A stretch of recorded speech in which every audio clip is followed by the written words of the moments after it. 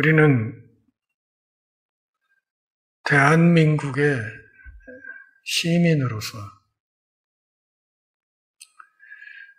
대한민국 헌법과 또 그 헌법을 기반으로 만들어진 여러 가지 실정법을 준수하면서 살아갑니다. 그 법을 지켜야 될 의무가 있고 또 그 법을 지킴으로써 우리가 사는 이 사회를 좀 더 살기 좋은 세상으로 만들어갈 수 있다고 믿기 때문에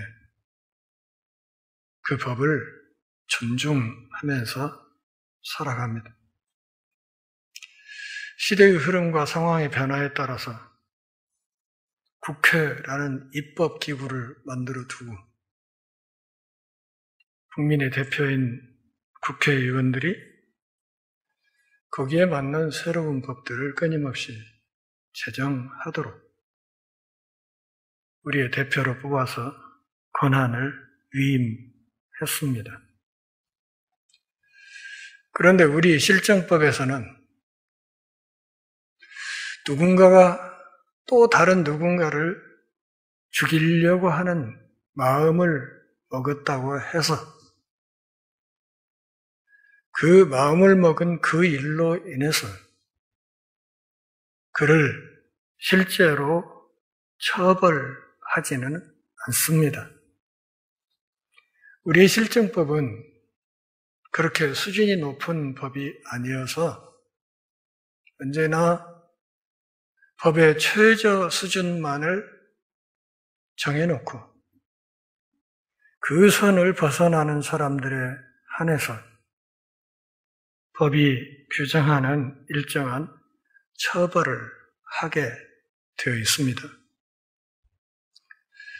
누군가를 죽이고자 하는 마음을 먹고 또 실제로 그를 죽일 계획을 세웠다고 해서 단지 그 사실만으로 검찰이 그를 기소하지도 않습니다.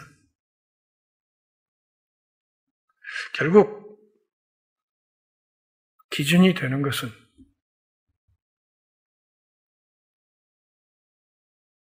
우리 사회의 공공선을 유지하고 지켜내기 위한 서로 간의 최소한의 약속,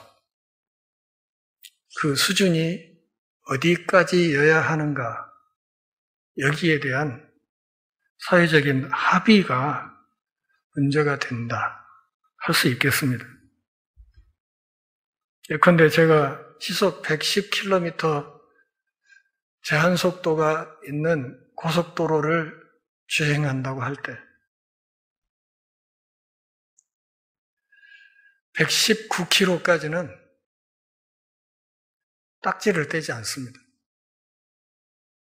그런데 그 기준보다 약 10km를 초과해서 과속으로 주행하게 되면 그때부터는 그 과속에 대한 범칙금을 물리게 되어 있습니다. 그나마도 카메라에 찍힐 경우에 한해서 그렇게 처벌을 합니다. 서양 속담에 그런 말이 있죠. 새들이 내 머리 위로 날아다니면서 내 머리 위에서 새똥을 싸는 것은 어쩔 수 없다. 그러나 그 새가 내 머리 위에 앉아서 내 머리 위에 둥지를 트는 것은 막을 수가 있다. 요한복음 8장 44절 말씀을 보면 예수님께서는 마귀를 일컬어서 죄인들의 아비다 그렇게 표현했습니다. 사탄이 거짓과 하나님을 거부하고 그 하나님을 거역하는 자들의 아버지인 것과 같이 사탄이야말로 원죄자이기도 하다. 예수님이 그렇게 말씀하신 것입니다. 사람들은 다른 모든 죄에 대해서 책임을 지는 것처럼 자신이 저지르는 살인에 대해서도 책임이 있습니다. 그러나 모든 살인을 포함한 모든 죄는 살인할 의도를 지닌 자를 하나님께서 시사하고 있다는 것이 분명합니다. 그렇지만 타락한 인간의 본성은 사탄이 의인화한 악의 존재를 공유하기 때문에 우리는 우리의 죄에 대해서 사탄을 비난할 수 없습니다. 조금 전에 말씀드린 서양 속담, 새들이 내 머리 위로 날아다니면서 머리 위에 똥을 싸는 건 어쩔 수가 없다. 그렇지만 그 머리 위에 앉아서 새 둥지를 트는 것은 막을 수 있다는 말이 그런 뜻입니다.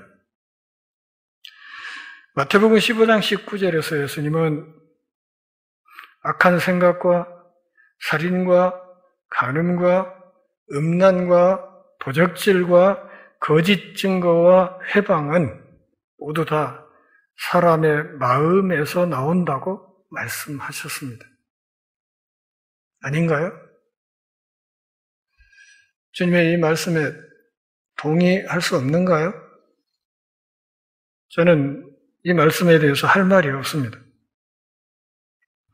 우리는 단순히 사탄 때문에 또는 사회적 박탈 때문에 내 삶이 너무 스트레스가 많은 상황이어서 그리고 나쁜 영향을 받아서 기타 여러 가지 외부 원인 때문에 죄를 짓는다고 말하지만 실제로 그런 것들 때문에 우리가 죄를 짓지는 않습니다.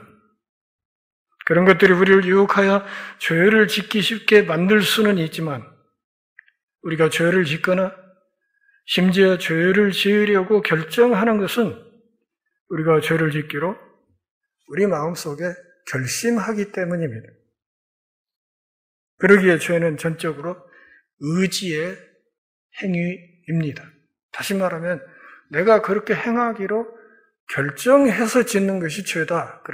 그래서 그 죄에 대해서 우리 각자가 책임을 져야 된다. 그런 말입니다. 로마서 1장 28절부터 31절까지 말씀에서 사도 바울이 이렇게 인류 전체를 향해서 꾸짖습니다. 또한 그들이 마음에 하나님 두기를 싫어하며 하나님께서 그들을 그 상실한 마음대로 내버려 두사 합당하지 못한 일을 하게 하셨으니 곧 모든 불의, 추악, 탐욕, 악의가 가득한 자요, 시기, 살인, 분쟁, 사기, 악독이 가득한 자요, 수근수근하는 자요, 비방하는 자요, 하나님께서 미워하는 자요, 능욕하는 자요, 교만한 자요, 자랑하는 자요, 악을 도모하는 자요, 부모를 거역하는 자요, 우매한 자요, 배악하는 자요, 무정한 자요, 무자비한 자라. 방금 사도 바울이 열고 한 이 목록 중에서 나는 하나도 걸리는 게 없다. 혹시 이런 분 있습니까? 그런 분이 혹시 계시다면 저는 예수 믿는 거 때려치고 그분 믿고 따라갈 거예요. 누구도 이 목록 여기에 한두 가지 걸리지 않은 사람은 없습니다. 그런데 사도 바울은 이것을 이야기할 때 앞부분에서 마음이라는 말을 거듭 이야기를 했습니다. 그들이 마음에 하나님 두기를 싫어했다. 하나님께서 그들을 그 상실한 마음대로 내버려 두셨다. 그 결과 이런 추악한 삶의 더러운 열매들이 삶 속에 주렁주렁 맺히게 된다. 그러니까 나무로 비유를 들면 이 뿌리가 무엇이라? 사람의 마음이라는 거예요. 이 뿌리가 잘못됐다는 거예요. 그래서 이 잘못된 뿌리로부터 온갖 추악한 열매들이 맺히게 된다고 이야기를 하는 겁니다. 그러니까 결국 문제가 되는 것은 땅속에 묻혀서 보이지 않는 뿌리이지 열매의 문제는 아니라는 것이죠. 우리가 보통 죄라고 말하는 것들은 이 뿌리에서 나오는 열매, 그러니까 어떤 증상일 뿐이지 그것 자체가 궁극적인 원인은 아니라는 말입니다. 그렇게 이 악한 열매들을 다스리려면 결정적으로 중요한 것이 무엇인가 하면 땅속에 숨어서 보이지 않는 이 썩어 있는 뿌리를 손봐야 된다. 그런 뜻입니다. 내가 잘못을 했습니다. 하나님 보시기에 명백히 죄인 어떤 행위를 했습니다. 그런데 아무 일도 일어나지 않습니다. 그래서 죄를 짓는 사람들이 간땡이가 계속 부어갑니다. 심지어는 간이 배 밖으로 나와버립니다. 뇌물을 먹어도 뭘 해도 아무 일 안 생기니까. 그런데 사도 바울은 그것이 바로 심판이다. 왜 그런가? 그렇게 나쁜 짓을 해도 아무 일도 일어나지 않는다면 그게 무슨 뜻인가? 그것은 하나님이 그 사람을 내버려 두기로 작정했다는 뜻이라 그 말입니다. 그러니까 내 자식이 아니니까 그냥 내버려 두는 거다 그런 말. 마음껏 죄를 짓다가 결국 제가 갈 길로 간다. 마지막에 들어가서 앉아있는 자리를 살펴보면 그것이 새하늘 새 땅은 아니라 그런 말이죠.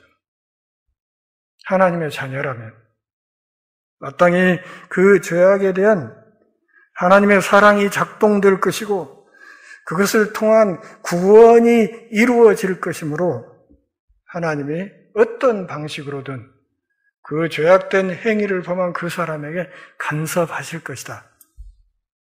내버려 두지 않고 간섭하실 것이다. 간섭하셔서 그때그때 내가 하나님으로부터 받는 그 벌이 돌이켜보면 그거 자체가 하나님의 큰 복이다. 나를 그분의 자녀로 붙들어 세우기 위한 그분의 사랑의 손길이었다는 것을 나중에 알게 된다. 그런 말입니다. 잠언 6장 16절부터 19절까지 말씀을 보면 여호와께서 미워하시는 것, 그분이 마음에 싫어하시는 것이 67가지니 곧 교만한 눈과 거짓말하는 혀와 무죄한 자의 피를 흘리는 손과 악한 계교를 꾀하는 마음과 빨리 악으로 달려가는 발과 거짓을 말하는 망령된 증인과 형제 사이를 이간하는 자입니다. 죄를 짓는데 몸에 장애가 있으면 그 죄를 쉽게 범하기 어렵습니다. 그런데 하나님의 은혜로 손발이 멀쩡하게 다 있으니까 여기저기 마구 달려가면서 만져서는 안 될 것들을 마구 만지면서 그렇게 산다 이 말이죠. 그런데 그거 하나님께서 굉장히 미워하시는 것들이에요. 그 중에 살인은 육신의 마음속에 있는 아주 비열한 표현입니다. 범죄의 심각성은 하나님의 말씀의 마지막 선언 중 하나에서 알 수 있습니다. 죄를 범한 사람, 그 죄를 예수님 안에서 처리하지 않은 사람은 끝이 좋지 않다. 그런 말. 여러분, 제가 요한계시록 책을 써드렸지만 책의 앞부분 아마 32페이지쯤 될 거예요. 거기에서 제가 계시록에 대해서 어떻게 설명을 했습니까? 이것은 행복한 결말로 끝나는 이야기다. 해피엔드. 그 사람들 어떻게 됐어요? 잘 먹고 잘 살았대. 이게 성경의 마지막 이야기라고 했어요. 그런데 이 죄 문제를 예수님 안에서 해결하지 못한 사람은 잘 먹고 잘 살게 될 수가 없다. 그런 뜻이에요. 요한계시록 22장 15절 말씀에서 성경 전체의 맨 끝장입니다. 개들과 점술가들과 음행하는 자들과 살인자들과 우상숭배자들과 및 거짓말을 좋아하며 지어내는 자는 다 성 밖에 있느니라. 여기 이 성이 어떤 성이에요? 새 예루살렘. 새하늘 새 땅. 우리가 지금 예수 믿으면서 그토록 사모하고 있는 그 영원한 나라. 출생만 있고 죽음이 없는 나라. 출생만 있고 죽음이 없는 그 삶을 우리가 뭐라고? 영생이라고 하죠. 영생. 그러니까 창세기 1, 2장의 아담 부부는 영생하는 존재로 지음받았어요. 그러니까 창세기 3장의 그 타락이 하나님의 말씀을 거역하고 죄를 짓고 하나님을 등진 그 일이 없었으면 창세기 1, 2장은 곧바로 요한계시록 21, 22장으로 이어졌을 것이고 어쩌면 이 성경 자체가 필요 없었을지도 모릅니다. 제가 제 책에서 분명히 밝혀드렸습니다. 그러니까 이 새 예루살렘, 우리가 평생을 믿으면서 소망하는 그 영원한 나라, 출생만 있고 죽음이 없는 그 나라, 거기에는 이런 사람들은 눈을 씻고 찾을래도 없을 것이다. 그런 말입니다. 자, 여러분, 우리의 삶이 시작됐습니까? 네? 시작됐어요. 근데 우리 죽을 거예요. 저만 해도 이 땅을 떠날 날이 이미 살아온 세월보다 훨씬 짧다는 걸 알고 있어요. 언제인지는 몰라요. 그러나 분명할 거예요. 끝이 있어요. 아담의 범죄에 대한 그 후유증을 후손들이 다 겪는 거죠. 그런데 우리의 삶이 시작된 순간이 있어요. 이것을 성경에서 신학적으로 중생 이렇게 말해요. 거듭났다. 거듭났다. 물과 성령으로 거듭났다. 예수 믿음으로 거듭났다. 하나님의 백성으로 거듭 태어났다. 그리고 이 중생한 삶은 끝이 없습니다. 이걸 영생이라고 얘기하는 겁니다. 지금 내가 예수를 똑바로 믿고 있다면 우리는 영생을 누리는 삶이고 그 영원한 삶이 지금 이 땅에서도 이미 시작되어 있는 것입니다. 그 삶의 끝은 없습니다. 그것이 예수 믿는 사람들의 특권입니다. 2번 태어나고 1번 죽는 삶. 그러나 믿지 않는 사람들은 1번 태어나고 2번 죽습니다. 그 계시록 끝부분에서 2번째 죽음이라고 말을 하는 게 그런 거예요. 구약과 신약은 살인자들의 이름으로 가득 차 있습니다. 고대 세계에서는 가인, 라멕, 애굽 왕 바로, 아비멜렉, 요압, 아말렉, 다윗, 압살롬, 시므리, 이세벨, 하시엘, 예후, 아달랴, 요아스, 므낫세, 그 외에 많은 사람들이 있습니다. 다윗도 살인자였다 하는 말입니다. 신약 성경에는 헤롯과 가룟 유다, 대제사장 바라바, 헤로디아와 그녀의 딸들이 있습니다. 일반적인 인류 역사와 마찬가지로 성경의 역사도 살인자로 가득 차 있습니다. 성경 창세기부터 계시록까지 거의 대부분의 이야기가 정치적인 이야기입니다. 그 속에서 숱한 패권 다툼 속에서 누가 누군가를 죽이고 죽임당하고 했던 이야기들이 쫙 깔려 있습니다. 그러니 목사가 설교하면서 정치 이야기를 하는 게 맞겠습니까? 하지 않는 게 맞겠습니까? 예수님의 말씀을 들은 사람들은 이 죄의 만연함과 심각성을 알고 있었습니다. 의심할 여지 없이 그들 대부분은 그 범죄에 대한 사형에 전적으로 동의했습니다. 그 특정한 악에 대해 결백하다고 확신했습니다. 그러나 이제 예수님께서는 살인의 첫 번째 단계가 분노이기 때문에 살인에 대해 진정으로 무지한 사람은 아무도 없다고 주장함으로써 그처럼 허튼 자신감을 가차없이 공격합니다.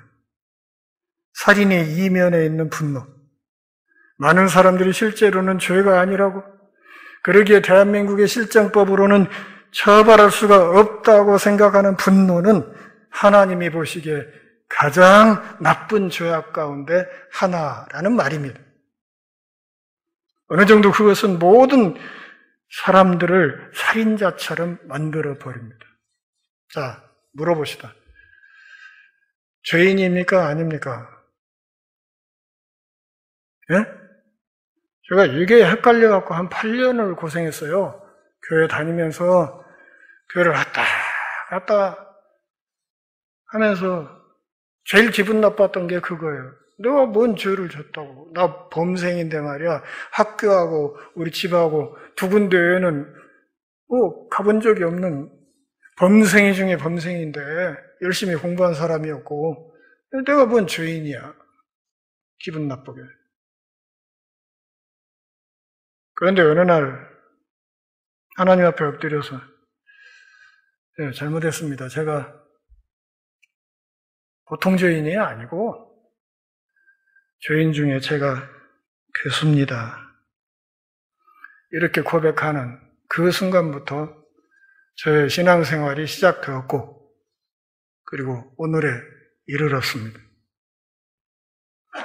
살인에 대한 주님의 가르침은 그 행위가 외적으로 실제로 이루어졌는지 여부에 관계없이 우리 자신에 대한 견해, 하나님에 대한 예배, 다른 사람과의 관계에 영향을 미치는 것입니다.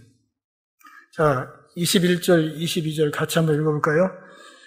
옛사람에게 말한 바 살인하지 말라 누구든지 살인하면 심판을 받게 되리라 하였다는 것을 너희가 들었으나 나는 너희에게 이르노니 형제에게 노하는 자마다 심판을 받게 되고 형제를 대하여 라가라 하는 자는 공회에 잡혀가게 되고 미련한 놈이라 하는 자는 지옥불에 들어가게 되리라. 간단히 말하면 예수 안 믿는 사람한테는 욕해도 된다. 그렇게 생각할 수 있겠죠. 문제가 되는 건 형제, 믿음 안에 있는 형제 자매들.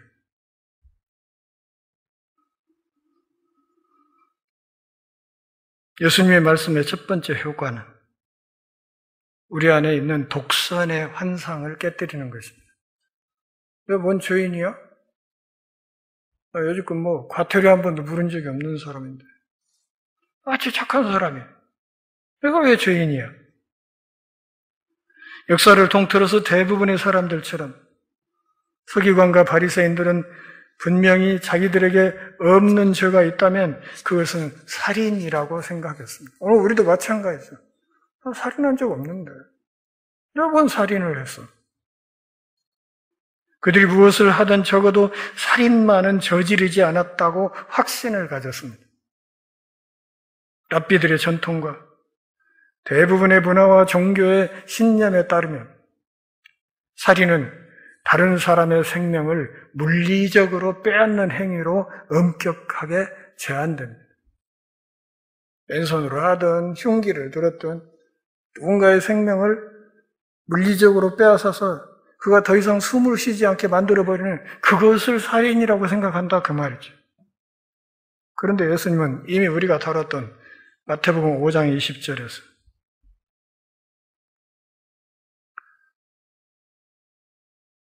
하나님의 의가 서기관과 바리새인들의 의로움을 훨씬 능가한다고 경고하셨고 그 바리새인의 의, 서기관의 의를 가지고는 천국 문턱에도 갈 수 없다고 경고하셨습니다. 로마서 3장 2절에서 하나님의 말씀에 선택된 관리인으로서 유대인들은 무엇보다도 하나님께서 의적인 율법주의적인 행동만이 아니라 마음의 의로움을 명령하신다는 것을 알았어야 했습니다. 그런데 하나님의 말씀이 가지고 있는 그 안에 있는 하나님의 그 본뜻을 모른 채 해버리고 외적인 랍비들의 수많은 규율들만 만들어서 그냥 그것만 범하지 않으면 문제가 없다고 이상하게 가버린 거예요. 마치 우리 사회에서 대한민국의 실정법을 범하지만 않으면 절대 처벌하지 않는 것과 똑같은 겁니다. 다시 말씀드리지만 우리 사회에 있는 이 실정법들은 수준이 낮은 법입니다. 아주 수준이 낮은 법이에요.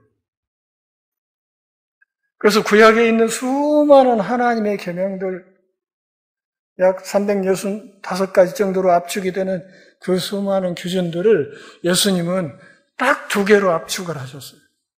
내 마음과 뜻과 정성을 다해서 너희 하나님 아버지를 사랑해야 된다. 2번째, 마찬가지로 내 이웃을 내 몸처럼 사랑해야 된다. 이렇게 2가지로 압축을 하셨어요. 구약의 실정법은 조항이 많지만 신약에서 예수님은 그것을 딱 2개로 압축을 했어요. 다시 하나로 더 압축하면 뭘까요? 사랑이죠.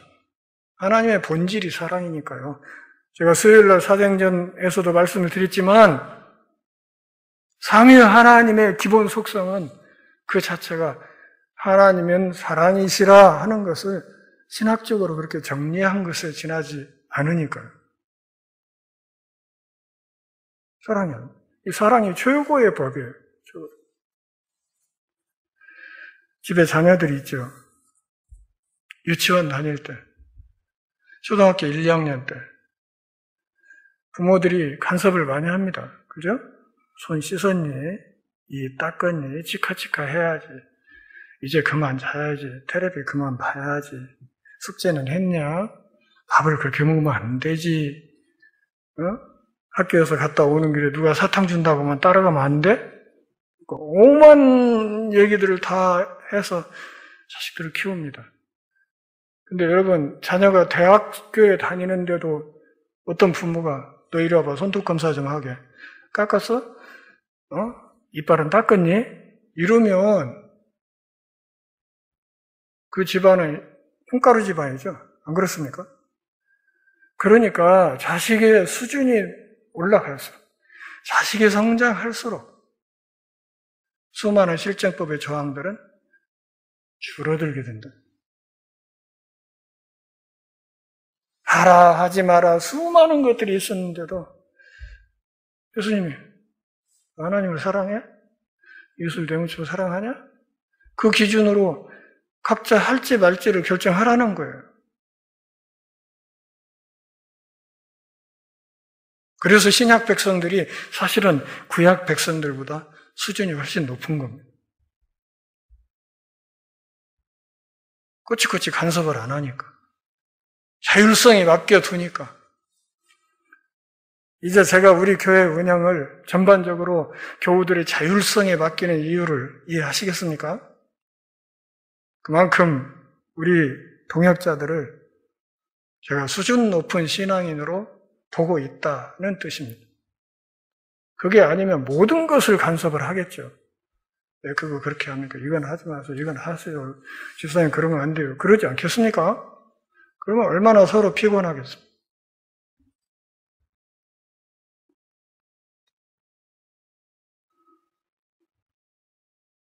그렇지만 예수님 당시 유대인 대부분이 구약 성경의 언어인 히브리어가 아니라 아람어로 대화했고 랍비들이 성경 자체를 대신하여 가르쳤던 방대한 양의 전통을 창조했기 때문에 그 전통 아래서 사람들이 살았습니다. 그들은 하나님께서 그들에게 주신 위대한 계시에 대해서 사실은 무지했습니다. 랍비들이 수많은 전통은 있는데 그건 아는데 사실은 하나님의 말씀에 대해서 무시겠다.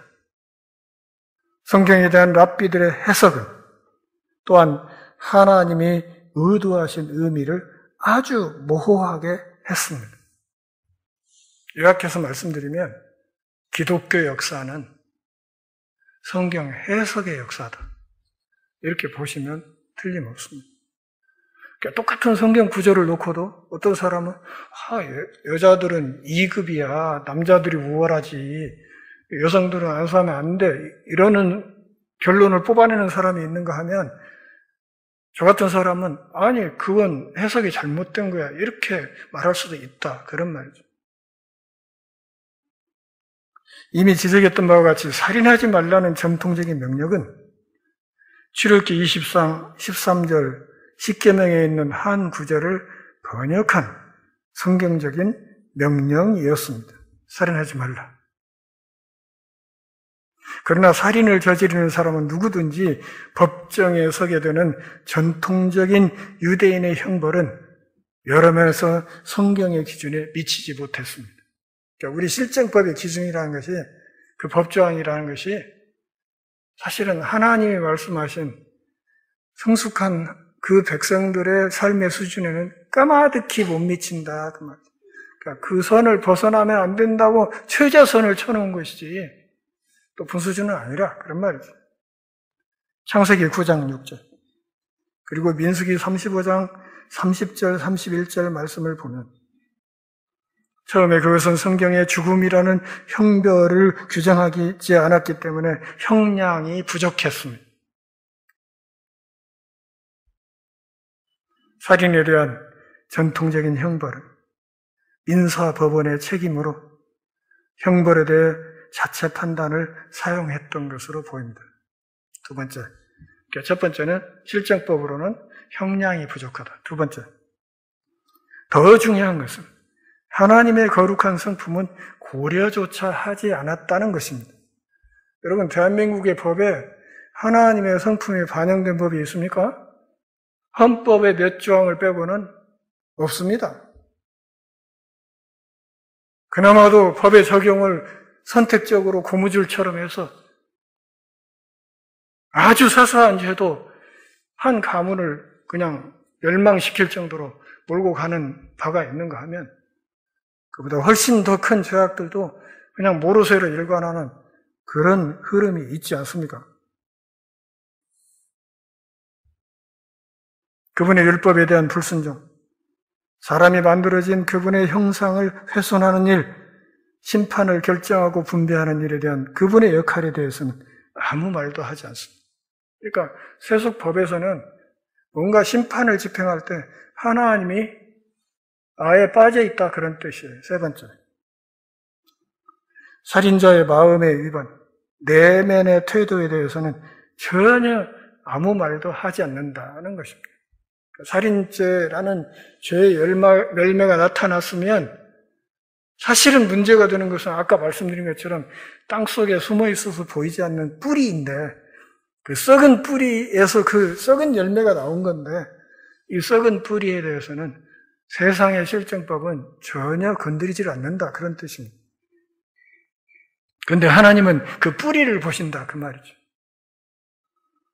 유대교 랍비들, 서기관들, 바리새인들은 살인을 단지 민사 문제로 한정하고 인간 법정에 기소하도록 제한했습니다. 그들은 또한 그 악을 육체적인 행위에 국한시켰습니다. 그렇게 함으로써 그들은 그들 자신이 성경을 가르치는 것을 노골적으로 무시했다 하는 것입니다.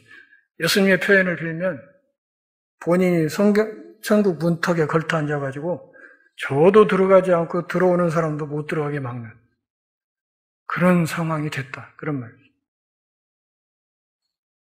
시편 51편 6절에서 그리스도 시대 훨씬 이전의 다윗은 보소서 주께서는 중심이 진실함을 원하시오니 내게 지혜를 은밀히 가르치시리이다. 이렇게 인정했습니다. 사도 다윗이 지금 강조하고 있는 거 뭐예요? 하나님이 내 마음을 보신다. 중심을 보신다. 하나님이 내 마음을 살피신다. 그러기에 나단 선지자가 와서 당신 그런 짓 했지? 이렇게 말했을 때 여러분, 다윗이 마음을 조금만 잘못 먹었으면 나단은 그냥 그 자리에서 목이 나라는 거예요. 그냥 죽는 거예요. 그런데 나단이 가서 그렇게 이야기를 했을 때 그 중심을 보시는 하나님에 대한 믿음이 있었기 때문에 그냥 선지자 앞에 머리를 숙이고 무릎을 꿇었던 거예요. 예, 제가 그랬습니다. 나단도 대단하고 다윗도 대단한 것입니다. 그래서 하나님이 다윗을 일컬어서 내 마음에 합한 자라고.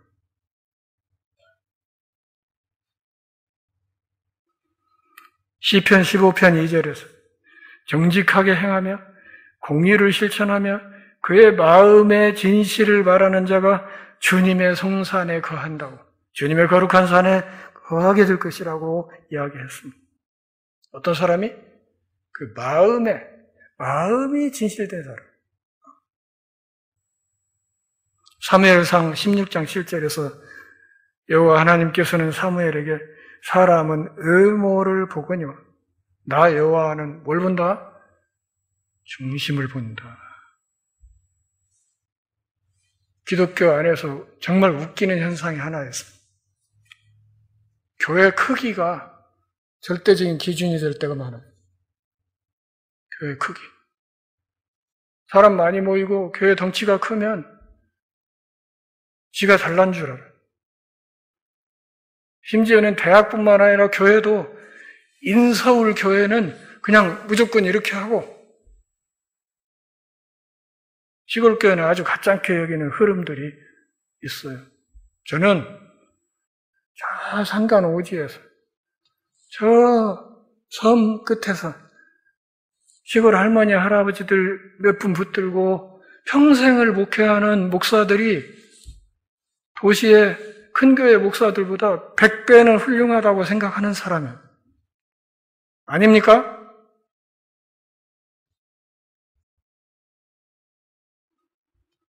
제가 계시록 책에서도 말씀드렸듯이 살쪘다고 싸움 잘하는 건 아닙니다. 덩치 크다고 그 교회가 무조건 그 덩치로 그게 참 교회다. 전 그렇게 보지 않습니다.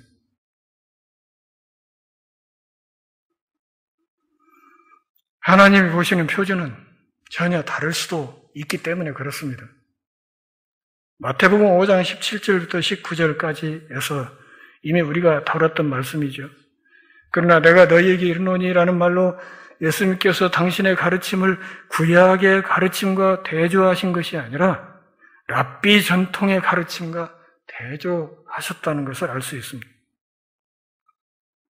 그분은 사실상 성경 자체가 말하는 바, 이 문제에 대한 하나님의 진리가 정말 무엇인지 말해보겠다. 살인이라는 물리적 행위를 하지 않았기 때문에 스스로 그것을 나는 살인자가 아니라고 장담할 수 없다. 살인은 그보다 훨씬 더 깊다고 주님이 말씀하신 겁니다. 그것은 손이 아니라 마음에서 나온다는 것입니다. 보이지 않는 우리 마음. 사람들은 보지 못하지만 내 마음속에 누군가를 죽여버리고 싶은 마음. 그 이미 살인이라는 거예요.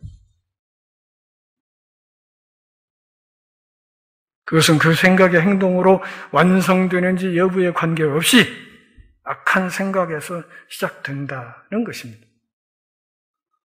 여기서 예수님은 서기관과 바리새인들을 비롯한 많은 사람들이 믿고 있었던 의로움이 천국에 들어가기에는 심히 불충분함을 구체적으로 지적하기 시작하십니다. 의로움에 대한 사람들의 견해는 의부적이기 때문에 그들 자신에 대한 견해는 아주 너그러웠습니다. 팔이 안으로 굽는다고 자기를 보는 시선은 너무 따뜻하고 내 밖에 다른 사람을 보는 시선은 너무 싸늘한.